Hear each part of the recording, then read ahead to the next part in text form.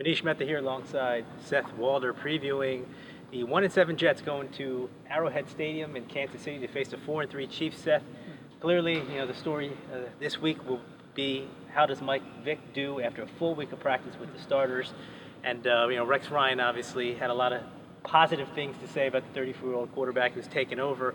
What did Mike Vick have to say about getting this opportunity? Well, he said the difference for him from last week when he was played in relief to this week, he needs to play like a 34-year-old quarterback. He's not the 24-year-old Mike Vick that he once was, obviously.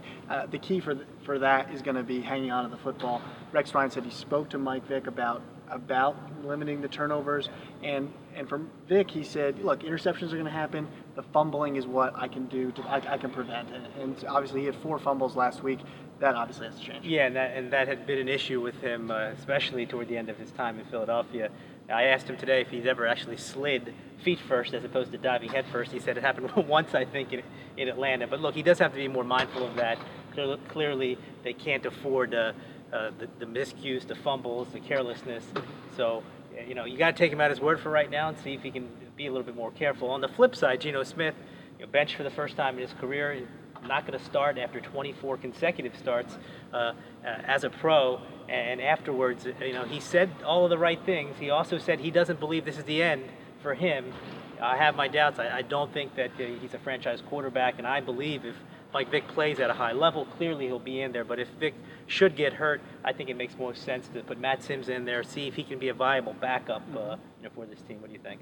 Yeah, I think that makes a lot of sense to me because I think that Matt Sims, you haven't seen him in a substantial body of work, so give him that opportunity, see what happens. Should mention that Geno Smith was asked a lot about his future, what it's like to be on the bench for the first time. Eventually, he got tired of those questions. He was asked, what gives you faith from the organization that they still believe in you? And he said, look, can we just talk about the Chiefs now? So yeah, he grew weary of those questions. Yeah, it's clearly a tough time for him. We'll see how he holds up if Mike Vick is indeed the starter for weeks or even the remainder of the season. Now, about this game, there's a lot of similarities, of course, because Bob Sutton, who was on Rex Ryan's staff as a defensive coordinator in Kansas City, a little interesting nugget that Rex threw out there is that at some point in the past, Andy Reid, the head coach of Kansas City, previously the head coach, of course, in Philadelphia, had asked Rex to get Bob Sutton on the Philadelphia Eagles staff, and Rex always vetoed it for obvious reasons because he has a lot of trust in Bob Sutton.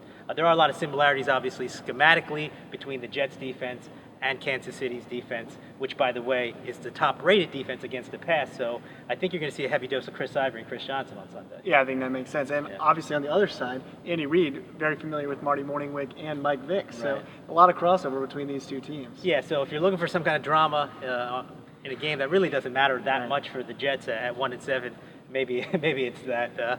You can follow Seth Walder all week and all season on Twitter at SethWalderNYDN. You can follow me at MMethaNYDN, and all of our stories and columns and poll questions on nydailynews.com.